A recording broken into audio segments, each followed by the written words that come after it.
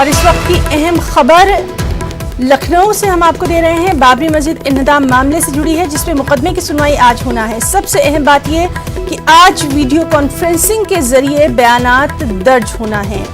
آپ کو بتائیں کہ لال کرشن اڈوانی، مرلی منوہر جوشی سمیت تقریباً 32 افراد ملزمین میں شامل ہیں۔ سپریم کورٹ نے ویڈیو کانفرنسنگ کے ذریعے اس کارروائی کو آگے بڑھانے کا حکم دیا تھا۔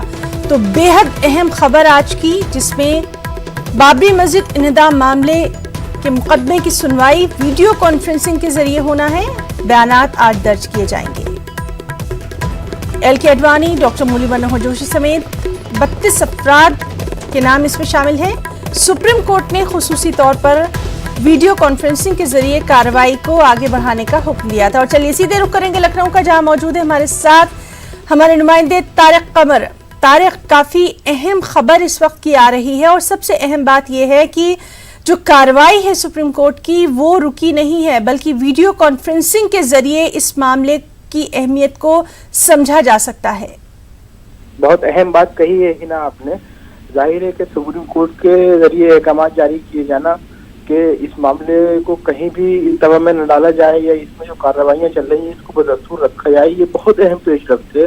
اور دیکھیے گزشتہ 28 مئی کو یہ بات ہونی تھی کہ مطلب بیانات درج کیے جائیں، لیکن کس سبب سے، اور سبب کیا بلکہ یوں کہا جائے کہ لاک ڈاؤن کی جو دشواریاں ہیں اس میں جو ملزمین ہیں ان کی حاضری جو ہے وہ واقعی دشوار کن مرحلہ ہے۔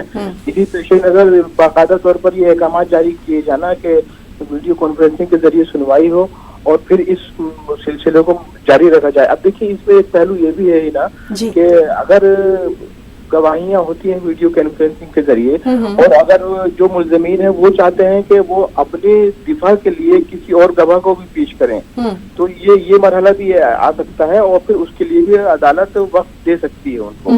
تو اب ظاہر ہے کہ ایک سمت و رفتار تو ملی ہے اور امید کی جا رہی ہے۔ ہماری سینئر وکیل ظفریاب جیلانی سے بھی بات ہوئی تھی، انہوں نے بھی یہی کہا ہے کہ ہم بھی نظر بنائے ہوئے ہیں۔ اب دیکھتے یہ ہیں کہ اگر ملزمین کی جانب سے گواہیاں کا سلسلہ ان کی دفاع کے لیے شروع ہوتا ہے تو اس میں کیا کچھ احکامات کورٹ کی جانب سے جاری کیے جائیں گے۔ طارق قمر، ایک اور تفصیل آپ سے چاہیں گے، کتنے بجے شروع ہونا ہے یہ کارروائی، اس کے بارے میں کیا کچھ ابھی تک اطلاع؟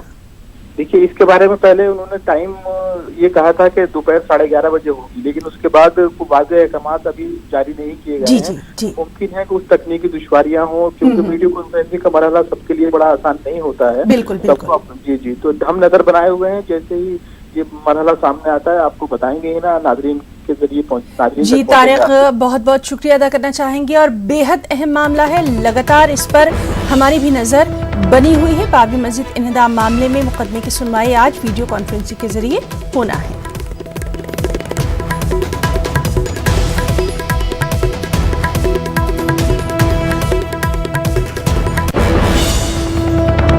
اور اب بات کریں گے کورونا کے قہر کی۔